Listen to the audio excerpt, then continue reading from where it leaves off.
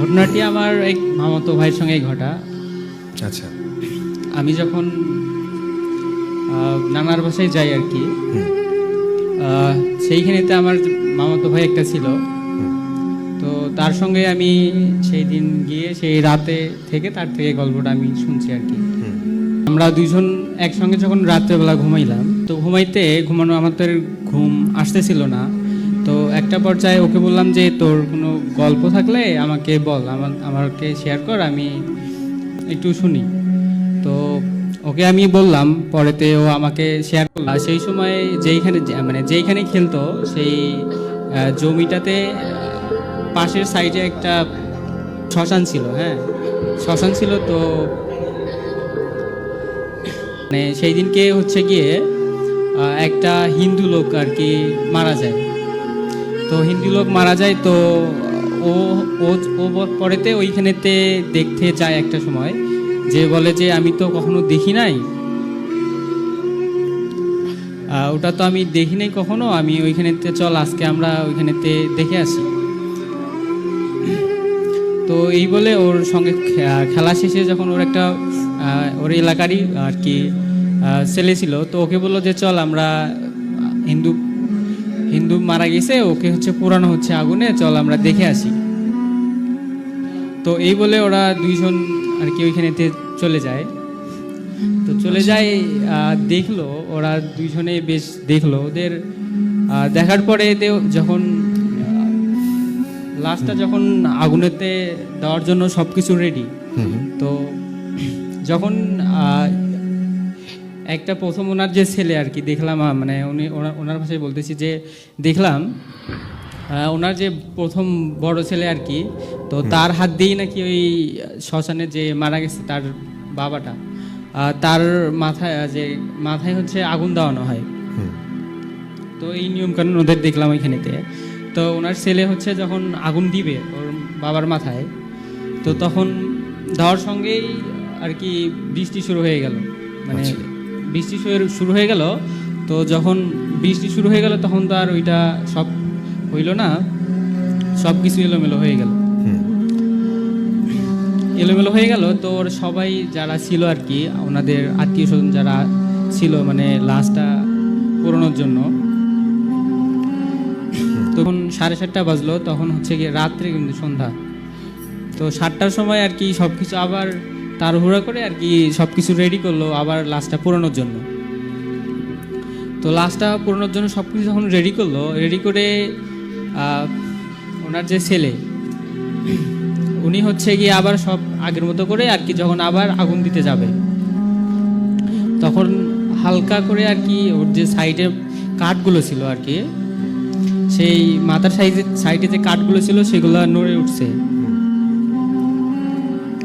তো ওনার ছেলে তো তখন একটু সরে আসছিল এখান থেকে আগুন দিতে গিয়ে।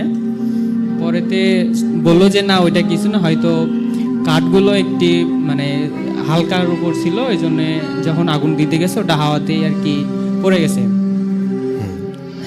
সবাই এইটা বলে আর কি ওনাকে বললো যে আপনি আগুন দেন আপনার বাবার মাথায়, তো সমস্যা নেই। তো ওনারা এই কথাটা শুনে আর কি যখন দিতে যাবে, আচ্ছা, তখন আবার হইলো আর কি, নড়ে উঠলো। তখন আর কি অতটা ভয় না পেয়ে দিয়ে দিল।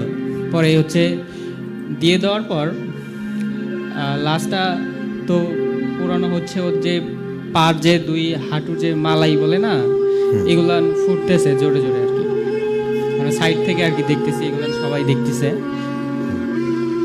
তো এগুলো ফুটতেছে। একটা পর্যায়ে পুরো লাশটা পুরনো শেষ হয়, মানে পুরোপুরি শেষ হয় 10:30 অবধি। মানে সব কিছু আর কি ফুটতে একটু সময় লাগে, তো এই প্রায় 1.5 ঘন্টার মতো আর কি লাশটা পুরানো হয়। তো আমার যে মামাতো ভাই ছিল আর যে সঙ্গে যে একটা ওর এলাকার আর কি ছেলেকে নিয়ে গেছিলো, তো ওরা ওই 10:30 পর্যন্ত মানে ওইখানেতে লাশ পোড়ানোটা দেখে গেল।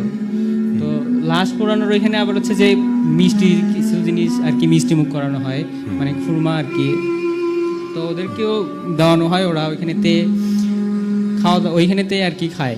খাবার পরেই হচ্ছে গিয়ে একটু ঘুরে ফিরে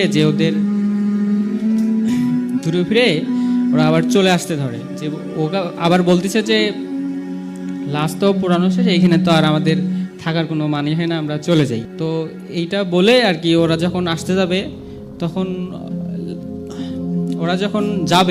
আসতে যাবে তখন সেই সময় ওই লাশটার যে হাড়গুলো ছিল, হাড়গুলো তো পোড়া যায় না আর কি সচরাচর। তো ওইটা আমার যে মামাতো ভাই ছিল ওর পায়ের সঙ্গে বেজে যায়। তো যখন ওটা পা থেকে সরাতে যাচ্ছে, ওই মৃত মানুষের যে হাড়টা ছিল আর কি পায়ের, সেইটা সরতেছে না, মানে যদি একটু পা দিয়ে নাড়ায় ওইটা আবার সামনে চলে আসে। তো ওর এটা দেখে আবার অনেক ভয় পেয়ে গেছে। তো ওই যে আমার মামাতো ভাইয়ের সঙ্গে যে একটা ছেলে ছিল এলাকার, ও বললো যে আচ্ছা কিছু না, এটা ওই এখনই লাশটা পোড়াইলো না, তো এইটারই হয়তো পোড়া মানে হাড়টা পোড়া যায়নি, এই জন্য ওইটা ওগুলার নিচে পড়ে আছে। হ্যাঁ, তো এইটা বলে আর কি সেই দিনকে আমরা ওইখান থেকে আসতে যাচ্ছি। আসার সময় আর কি তেমন লাগেনি, মানে যখন ওইটা মনে হইতো তখন আর কি গা শিংড়ে হতো আর কি, ভয় ভয় লাগতো যে পিছন থেকে কে আসে না আসে, এগুলো আর কি এই ধারণা চলে আসতো আর কি। তো ওইটা মানে আসার সময় একটা ব্রিজ আর কি, বড় কালভার্ট, এইটা পার হয়ে আর কি যাওয়া লাগতো। তো ওইখানে যখন প্রথম পা দেয় আর কি আমার ওই যে মামাতো ভাই যে প্রথম পা দিবে, তখনই ওর সামন দিয়ে একটা বিড়াল লাফ দিয়ে গেল। তখন আনুমানিক হচ্ছে 12টার কাছাকাছি আর কি। ওইখান থেকে ওই লাশটা পুরানো হয় 10:30 পরে, এইদিকে কিছু আসতে একটু সময় হয়ে যায়, আমাদের অন্য কোনো কাজ করতেই সময় হয়ে যায়। তো ওই রকম 12:30 বাজে আমরা ওই ব্রিজ অব্দি পৌঁছাইতে। তো যখন ব্রিজে আমার ওই মামাতো ভাইটা প্রথম পা দেয়, তখন একটা কালো বিড়াল সামন থেকে লাফ দিয়ে চলে যায়। তারপর আমার যে এলাকার যে ভাইটা ছিল আর কি, ও আবার বুঝতে পারেনি যে ওর সামন দিয়ে চলে গেছে, শুধু ওই যে বললাম না ওর পার সঙ্গে এই লাশের হাড়টা লেগে গেছিল, তো ওই দেখছে শুধু। তো ও হচ্ছে গিয়ে ওইখানেতে যখন দ্বিতীয় পা দিবে, তখন দেখে যে বিড়াল কই গেল, ওই কালো বিড়ালটাও তো খুঁজে পাচ্ছে না। ওর তো মানে এইখান থেকে মানে ব্রিজের সামন থেকে যে আরেক সাইডে যাবে, এইটাতে যাওয়ার কোনো ছিল না। এই পাশে ছিল ওই যে নালা, এই দুই পাশে নালা ছিল, আর ব্রিজ টপকে যে ওর ওই পাশে যাবে, এইটা যাওয়ার মতো কোনো রাস্তা ছিল না। তো তখন এটা ওকে বললো যে তুই কি কিছু দেখলি, এখন আমাদের সামন দিয়ে যে লাফ দিয়ে গেল, তুই কি কিছু দেখলি? তো ও বললো যে না, কই কি, তুই এমনি দেখছিস হয়তো, চল কিছু না। তারপরে যখন এই কথা বলেই আবার ব্রিজটা যখন পার হবে, ব্রিজটা আবার হচ্ছে 30 মিটারের মতো হবে এরকম। তো ব্রিজটা প্রায় শেষ পার হবে, তো একটা পর্যায়ে আবার ওই সেম লাফ দিয়ে চলে গেল। তো এখন ওকে আবার বলতেছে তুই কি আবারও কিছু দেখলি? তো এখন ও বলতেছে না, তুই এগুলা কি ভুলভাল বকতেছিস, তোর মাথা গেছে নাকি? তো বললো আরে না, আমি 2বার দেখলাম, তোর কি চোখ কানা নাকি, তোর চোখ কপালে উঠছে? আমি 2বার দেখলাম, তুই একবারও দেখলি না, এটা কোনো কথা? তারপরে ও বলতেছে যে আরে না, তোর মনে হয় একটু ভয় পাইছিস, তো নার্ভাস ফিল হচ্ছে, তুই ওইখানেতে তোর ভয় করলি, তোর পার সঙ্গে যে হাড়টা লেগে গেল, তুই এটা ভয় করছিস মনে হয়, এর জন্য ভুলভাল বকতেছিস, চল তাড়াতাড়ি চল, অনেক রাত হয়েছে, যাইতে হবে। তারপরে ও বললো যে আচ্ছা চল। তারপরে ওর মনের মধ্যে আবার ভয় ছিল যে শুধু আমি ওইখানেতে দেখতেছি, ওই আমার সঙ্গে আছে, ও দেখতেছে না, মানে মনের ভিতরে সন্দেহ জাগেছে আর কি। এইটা ভেবে আরো একটু দ্বিগুণ ভয় আর কি। সামনের দিকে আগাবে, মানে ওর এগুলাই মাথায় চলতেছিল যে এগুলা কি আমার সঙ্গে হচ্ছে, এই আমরা কেন এখানেতে ওই লাশ পড়া দেখতে গেলাম। তো এইরকম ভাবতেছে আর যাচ্ছে। তো যাওয়ার সময় ওদের যে আবার একটা মন্দির আছে, ওই হিন্দু ওনারা যে আর কি পুরানো হয় না, তো ওনাদের ওই হিন্দুদের বাসা আছে, ওটা পার হয়ে আর কি যাইতে হয় আমাদের। হ্যাঁ, তো ওনাদের যে মন্দির আছে, ওই মন্দিরটা যখন আমরা পার হব, ওইখানেতে হালকা প্রদীপ, ওদের যে প্রদীপ বলে, হ্যাঁ, ওই একটা হালকা প্রদীপ জ্বলতিছে হালকা, আবার মানে দূর থেকে বোঝা যাচ্ছে না ঠিক মতো। তো ওইখানে কেন জানি সাদা একটা লম্বা লোকের, মানে লোক আর কি, প্রায় আনুমানিক 7 থেকে 8 ফিট লম্বা। তো ওকে বললাম যে ভাই তুই কি এটা দেখছিস, ওইদিকে একটু তাকাই দেখ ওইটা কি। তো ও দেখলো যে না একটা, ও বলছে আবার যে প্রদীপ যে একটা, যে ওইটা হালকা কিছু দেখা যাচ্ছে, ও শুধু ওইটাই দেখতেছে। মানে ওর পাশে যে একটা প্রায় 8 ফুটের মতো লম্বা লোক সাদা, এটা ও দেখতেছে না। আচ্ছা। তো ও বললো যে তুই ভালো করে দেখ। ও যেই দ্বিতীয়বার বলছে যে তুই একটু ভালো করে দেখ, ওইখানেতে লম্বা বিশাল একটা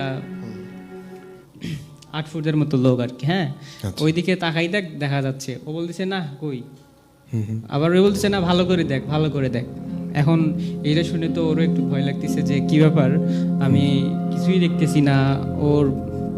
ও কিভাবে দেখতে হ্যাঁ, পাচ্ছে? ও কিভাবে দেখতে পারছে। হুম। তো ও আবার একটা পর্যায়ে ভাবলো যে ওর মানে ওইখানেতে লাশ পড়ানো শেষে ওইটা যখন পার হবে, তখন ওই লাশের হাড়টা আর কি পার সঙ্গে ওর লাগার কারণে হয়তো বা ও একটু ভয় পাচ্ছে, এই জন্য আবল তাবল বকতেছে হয়তো। তো এটা ভেবে ওকে বলতেছে না চল চল, এটা তাড়াতাড়ি আমাদের পার হতে হবে এখানে, যেহেতু এখন তখন প্রায় আনুমানিক 1টার কাছাকাছি। আচ্ছা। ও বললো যে তাড়াতাড়ি চল, অনেক রাত হচ্ছে, এখানে থাকা যাবে না, জায়গাটা বেশ ভালো না। আর হিন্দুদের মন্দির মানেই তো অনেক জিন জিন বলে আপনার, ওনাদের যে কিছু পুরনো আত্মা এগুলো নাকি ওইখানে থাকে প্রবেশ, ওদের যে কালিমা বলে না, এগুলাকে আর কি পাহারা দেয় রাত্রেবেলা। তো এইটা মনে করাই দিয়ে বললাম যে তাড়াতাড়ি চল, এখান থেকে থাকা যাবে না।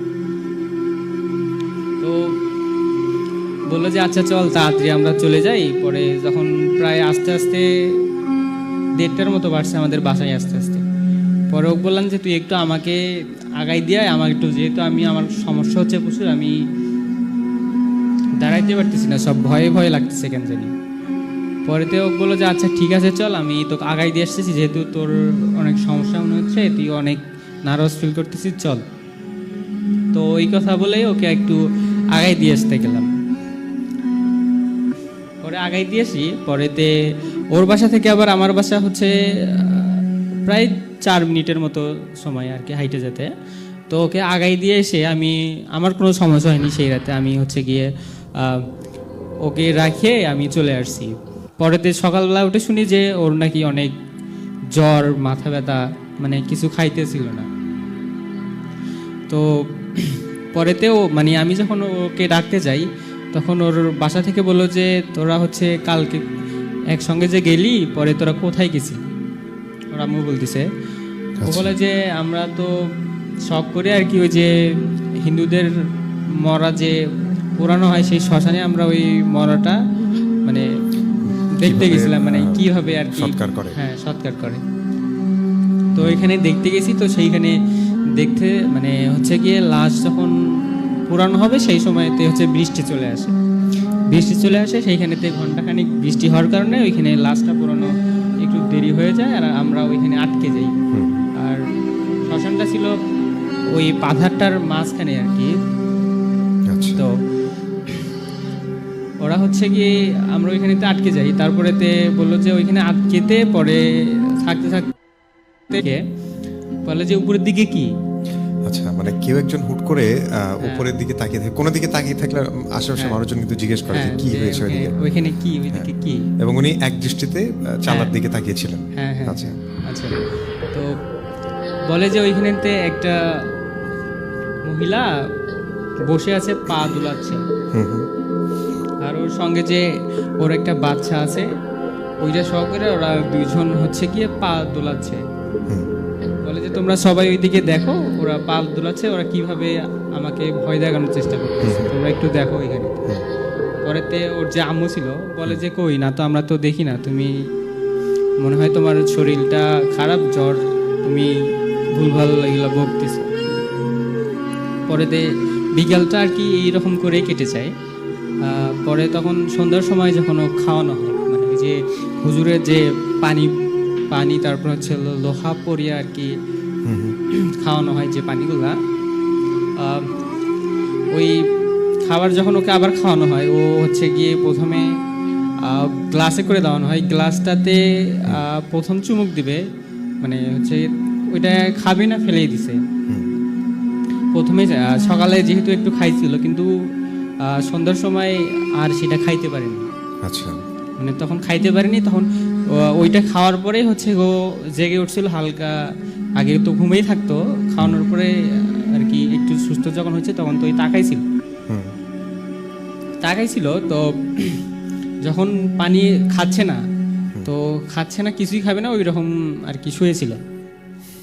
তো ওর আশেপাশে সবাই শুয়েছিল, যেহেতু ওর সমস্যা, তো আর একা রাখা যাবে না।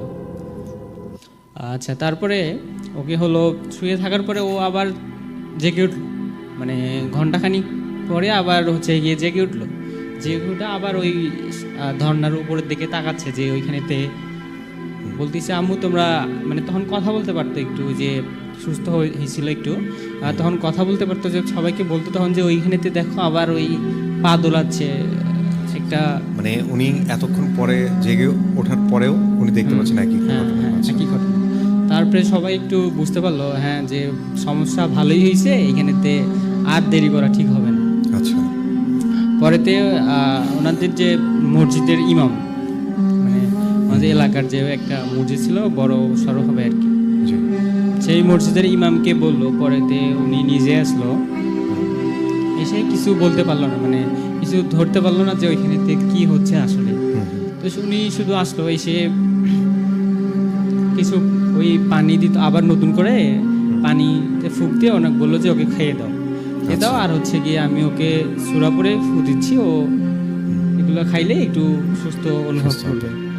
আর বললো যে পারলে তোমরা ওকে একটু একটা ভালো কবিরাজের কাছে বা বড় একটা মসজিদের হুজুরকে দেখাও। তো ওরা হচ্ছে কি ওনাদের পাশের গ্রামে একটা কবিরাজ ছিল আর কি, মানে নাম করা আর কি, সব জায়গায় এগুলো বিষয়ে এগুলো নিয়ে কাজ করতো আর কি। আচ্ছা। তো ওনাকে একদিনকে ডাকানো হয়, মানে হুজুরকে বলানোর পরে তার পরের দিনকে ওনাকে ডাকানো হয়। তো উনি বলছে যে আমি আসবো, তোমরা হচ্ছে গিয়ে তোমাদের ঠিকানা বলো, আমি আমার একটা কাজ আছে, আমি কাজটা শেষ করে আসবো।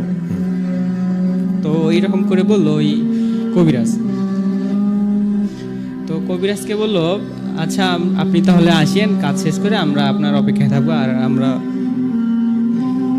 এই দিকের যেগুলো প্রস্তুতি আছে আমরা সব রেডি করতেছি। আচ্ছা, কবিরাজকে এগুলো বলে আর কি ওনারা চলে আসলো। তো কবিরাজ একটা পর্যায়ে আসলো, এসে আস্তে আস্তে তখন দেরি হয়ে গেছিল ওনার, যেহেতু আরেকটা কাজ সাইটে কাজ ছিল। তো আস্তে আস্তে তখন আনুমানিক 8:30 বেজে যায় আর কি, 8:30 বেজে যায়। সে আস্তে আস্তে তখন আবার সেই সময় হচ্ছে এশার নামাজ হইতো আর কি। হ্যাঁ, এশার নামাজের সময় হয়ে যায়।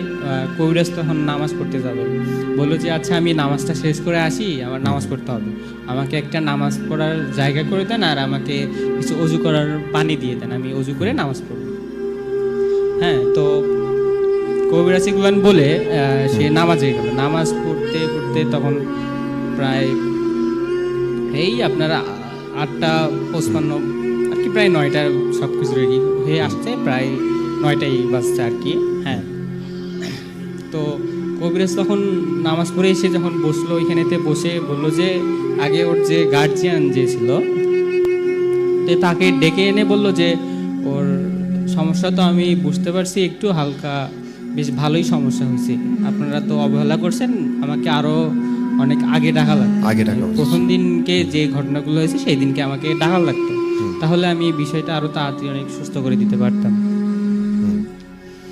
তো কবিরাজকে এইগুলো বললো, বলার পরে যে কবিরাজকে সবকিছু আবার খুলে বলা হয়েছে যে এইখানেতে ওরা হচ্ছে গিয়ে হিন্দু লাশ যে পুরানো হয় ওইটা দেখতে গেছিল, দেখার পরের দিন থেকে আর কি এই সমস্যা। তো কবিরাজ যখন শোনার পরে বললো যে এখানেতে আরো কিছু মানে সাবজেক্ট আছে, এগুলো বলে নাই আর কি তোমাদেরকে। হ্যাঁ, তো আচ্ছা, তো হচ্ছে গিয়ে ওনাকে বললো যে ওগুলা আপনাদেরকে বলে নাই, ওগুলা সব লুকাই রাখছে। হুম। লুকাই রাখছে, তো ওগুলো আপনাদেরকে বলেনি, কারণ ওগুলা বললে হয়তো আরও একটু সমস্যা মনে হতো ওনার, ওদেরকে আপনি আরও অনেক ভয় ভীতি এবং গালিগালাজ করতেন, এই জন্য আর কি বলেনি। আচ্ছা, মানে বকাঝকা করতো। হ্যাঁ হ্যাঁ হ্যাঁ, এগুলো করতো আর কি। হ্যাঁ, তো তখন 9টা, তো মানে সব কিছু রেডি করতে প্রায় 9:20 মতো বেজে গেছে। তো এখন একটা পর্যায়ে ওকে মাঝখানেতে বসানো হয়। হুম। মাঝখানে বসানো হয়, বসিয়ে ওর উপরে আর কি ভরণ আর কি, ওই মানে যে ধরছে সে আসবে ওর উপরে, এইরকম একটা ভরণ বলে যেটাকে, ওটাকে দেওয়ানো হয় ওর উপরে। পাতা ছিল না, ওর উপরে দেওয়ানো হয়, ওই ফকিরে আর কি এগুলো করছে। তো ওকে গিয়ে যখন ভরণ করানো হয় তখন হচ্ছে গিয়ে ও অনেক চিল্লাপাল্লা করছিল, মানে যখন ওকে তেল, তারপর হচ্ছে গিয়ে পানি, একটা গ্লাস করে পানি, যখন ওই পানিটা ওর মাথায় দিত, ও তখন লাফ দিয়ে উঠতো, উঠে বসে থাকতো, প্রায় মিনিট 2 বসে থাকতো, বসে থেকে কথা বলতো না। তো বসে থেকে শুধু শুনতো যে কবিরাজ কি বলতেছে, শুধু এইটা শুনতো। আচ্ছা। তো এরকম ওই তো কথা বলে না। তো পরেতে কবিরাজ বললো যে আচ্ছা, আমি এটার কি করা লাগে আমি সেই ঔষধ দিচ্ছি, কথা তখন এমনি বাড়া। তো কবিরাজ আবার হচ্ছে কি সেই সরিষার তেল যে সাইডে ছিল, সেই সরিষার তেল ওর উপরে ছিটানো হয়, আর ওই যে আপনার হচ্ছে বড় বাসার যে ছোট যে কোনছে বলে না, এগুলা হচ্ছে গিয়ে 7 থেকে 8টা সাইডে নিয়ে রাখছিল। ওগুলা দিয়ে যখন ওকে মারানো, মানে ওর উপরে যখন আঘাত করানো হয়, তখন থেকে কথা বলা শুরু করে। তখন বলে যে আমাকে কেন বিরক্ত করতে, ওই বলতেছে যে আমাকে কেন বিরক্ত করতেছিস, কি হয়েছে বল, তো সমস্যা কি, তুই এখানে আসছিস কেন, তুই কি মরতে চাস? তখন কবিরাজ বলতেছে যে আমার এখানেতে কোনো সমস্যা নেই, তুই কেন এই ছেলেকে ধরছিস আর এত অত্যাচার করতেছিস কি জন্য, আর ভয়ভীতি দেখাচ্ছিস কি জন্য, সেইটা বল, আর তুই কোথা থেকে এসেছিস সেইটা বল। আমি তোকে বলতেছি তুই ভালো ভালো এখান থেকে একে ছেড়ে চলে যা, যেইখান থেকে এসেছিস তুই সেইখান থেকে চলে যা। আচ্ছা।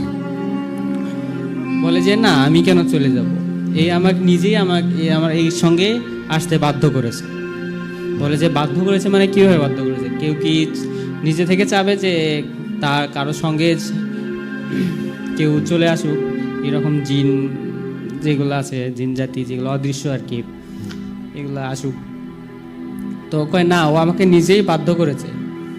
বলে যে ও এখানেতে লাশ আর কি, যে লাশ পুরানো দেখতে গিয়েছিল শ্মশানে গিয়েছিল, তো ওইখানে আমি ওই হাড়িতে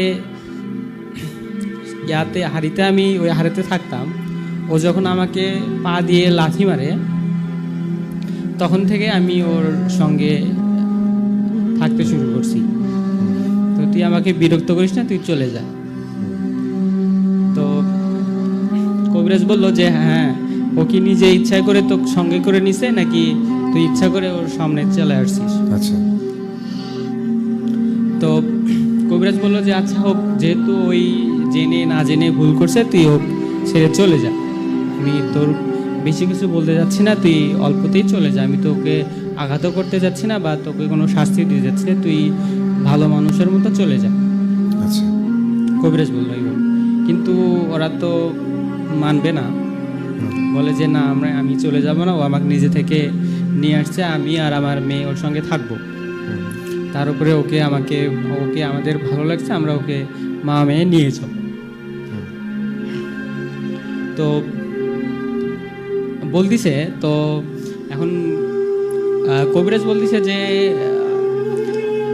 তুমি হচ্ছে গিয়ে তোমরা 2 মা মেয়ে চলে যাও, ওকে নিয়ে ছেড়ে চলে যাও, আমাকে বাধ্য কর না তোমাদেরকে জোর করে এখান থেকে তাড়াই দিতে। তো একটা পর্যায়ে কবিরাজ সব কিছু ঠিকঠাক করে দেয়, সব কিছু ওরা রাজি হয়ে যায়, বলে যে এইখানে তোমরা আমাকে কিছু দাও, আমি এর বিনিময়ে আমি কি ছেড়ে যাব। বলে যে আচ্ছা ঠিক আছে আমরা সব কিছু দেবো, রাজি আছি। আচ্ছা। তো বলার পরে সব কিছু দেওয়ানো হয়। দেওয়ার পরে বলে যে ঠিক আছে আমরা চলে যাচ্ছি, আমরা আর কখনো আসবো না। আচ্ছা। এই বলে ওইখান থেকে কবিরাজ যখন চলে যায়, আর সবাই বুঝতে পারে যেহেতু এইখানে সব কিছু বলেই কবিরাজের মাধ্যমে সব কিছু আচ্ছা। ঠিকঠাক করে বিদায়, ও ওখান থেকে বের হয়ে গেছে এই বলে চলে যায়। আচ্ছা। এই বলে চলে যায়।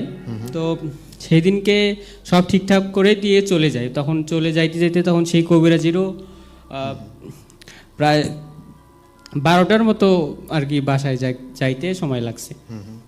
তো পরেতে সেই যখন ওইটাই শেষ কাজ ছিল তার, তো যখন চলে যাবে একটা পর্যায়ে ওই বললাম না যে কবিরাজ আমাদের পাশের গ্রামের, তো হচ্ছে গিয়ে যখন ওই কবিরাজ আবার যখন ওই ব্রিজের উপর দিয়ে তার একটা মোটর সাইকেল ছিল আর কি, ওইটার উপর দিয়ে যাবে তখনই ওই একটা বিড়াল লাফ দিয়ে চলে যায়, আর ওনার যে গাড়ির স্টার্ট মানে চলন্ত গাড়িটা বন্ধ হয়ে যায়। আচ্ছা। বন্ধ হয়ে যায়। তো এখন কবিরাজ তো একটু সন্দেহ জাগলো যে কি ব্যাপার এইখানে, কারণ কি গাড়ি বন্ধ হয়ে গেল হঠাৎ করে, সামন দিয়ে কি যেন গেল, আমি তো রানিং গাড়ি, আমি তো কিছু বুঝতে পারলাম না যে কেন বন্ধ হয়ে গেল। আচ্ছা। তো এখন কবিরাজ ভাবতেছিল, আবার এই ব্রিজটার কথা দেখে আবার মনে পড়ে গেল যে ওই ছেলের মা তো বলছিল যে এইখানেতে সমস্যা আছে, এইখানেতে যখন ও প্রথম পা দেয় তার কারণেই হচ্ছে একটা বিড়াল লাফ দিয়ে চলে যায়। আমারও তো এখানে সেম কাহিনী হইল। পরেতে যখন কবিরাজ ওইটা যখন মনে পড়লো তখন ও কিছু ছোড়া পড়লো আর কি, পরে ফুঁক দিল। ফুঁক দেওয়ার সঙ্গে সঙ্গে একটু মনে সাহস পাইলো। তখন এইটা গাড়ি তখন আবার যখন স্টার্ট দিতে যায় এটা ফু দিয়ে ওর শরীরে, তো গাড়ি তখন ফার্স্ট কিকে আর কি স্টার্ট হয়ে যায়। আচ্ছা। তো যাওয়ার পরে যখন ওই ব্রিজের শেষ মাথায় যাবে, মানে ব্রিজ থেকে নামবে, তখন সেই আবার মানে অটোমেটিকলি গাড়ির স্টার্ট বন্ধ হয়ে যায়। তো বন্ধ হয়ে যাওয়ার কারণে ও আবার নেমে ওনার কাছে ছোট্ট একটা লাইট ছিল, তখন তো মোবাইল সেরকম ছিল না আর কি, মানে সবার কাছে থাকতো না আর কি। হ্যাঁ, তো লাইট, ওনার যে ছোটো ফোনের যে লাইট ছিল সেটা দিয়ে দেখতো যে ওইখানেতে আসলে সমস্যাটা কি, মানে ওনাতে তারগুলো আছে, দেখলো হাত দিয়ে নাড়াইয়ে দেখলো যে কোনো সমস্যা আছে নাকি, খুলে দেখলো যে না আসলে তো সব ঠিক আছে, তাহলে সমস্যা কোথায়। তো তখন তার সঙ্গে কিছু হয়নি, সে চলে যায়। তো চলে যায়। পরেতে আবার নাকি পরের দিনকে শুনে যে হচ্ছে গিয়ে কবিরা সেদিনকে সেই রাতে চলে যায়, তার সঙ্গে আর কোনো কিছু হয়নি। মানে ওই যে তার সঙ্গে হচ্ছে গিয়ে তার যন্ত্র, তার যে ছিল আর কি মন্ত্র বই এগুলো ছিল, এগুলোর কারণে কাছে চাপতে পারে বা সাইড থেকে আর কি ভয় দেখাইতো আর কি। আচ্ছা। হ্যাঁ, তো সেই দিনকে চলে যায়। তার পরের দিনকে শুনে হচ্ছে গিয়ে মানে যেই রুগীটাকে উনি ঠিক করে দিয়ে বাসায় আসলো, আর আসার সময় যে কাহিনীগুলো, পরের দিনকে সেই রুগীর বাসা থেকে আবার ফোন চলে আসে। আচ্ছা। চলে আসে, তো এখানেতে তো আবারও সেম মানে ব্যবহার তো অনেক খারাপ করতেছে, মানে সবাইকে গালাচ্ছে, মানে যে সামনে যাচ্ছে তার কামড়াচ্ছে তাকে, আবার তার চুল ধরে টানতেছে, মানে তার ব্যবহার দেখে আবার তাকে ফোন করানো হয়। তো ফোন করানো হয়, তো কবিরাজকে বললো যে আচ্ছা আমি আসতেছি, এইটা অনেক আবার মনে হয় তো কোনো ভুল ত্রুটির কারণে আর কি ও আবার ফিরে আসছে হয়তো বা এরকম হবে। তো উনি এখানে চলে এসে দেখে যে এনাদেরকে যে কাজগুলো দেওয়ানো হয় তো সেগুলো ঠিকঠাক করতে পারেন নাই, এর জন্য ওই আবার ব্যাক চলে আসছে। আচ্ছা।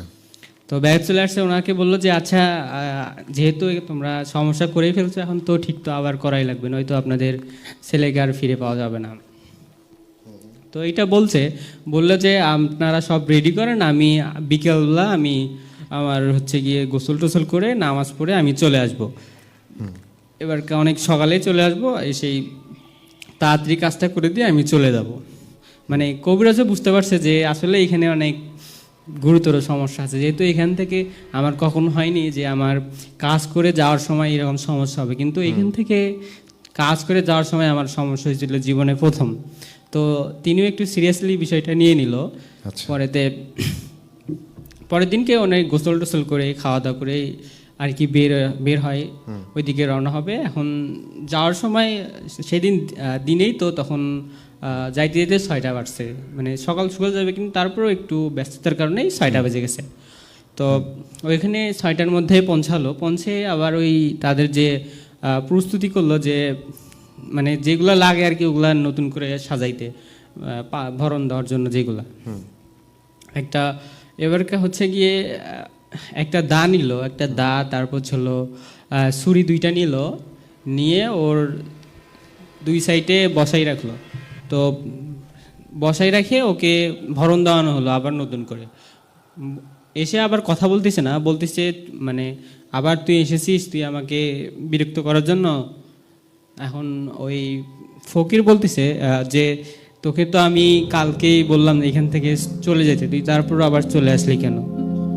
তখন উনি বলতেছে যে আমি এখান থেকে চলে যাইতাম, কিন্তু এনারা আমাকে যে কথা বলে এখান থেকে ছেড়ে যাওয়ার প্রতিশ্রুতি দিয়েছিল সেগুলো এরা ঠিকঠাক মতো করেনি। এরা হচ্ছে গিয়ে সব উল্টোটা করছে। এর জন্য আমি আবার এখানে চলে আসছি, এরা আমার কথা রাখেনি। আচ্ছা। তো ফকির বলল যে আচ্ছা হোক, ওদের মানুষ বলতেই ভুল হয়, ওরাও একটা ভুল করে বলছে, এবার তুই মাফ ঠাপ করে দিয়ে চলে যা, আমাকে আর কিছু এর আগের বারের মতো কিছু জোরপূর্বক কিছু না করা, এর ভালো ভালো চলে যা। আচ্ছা।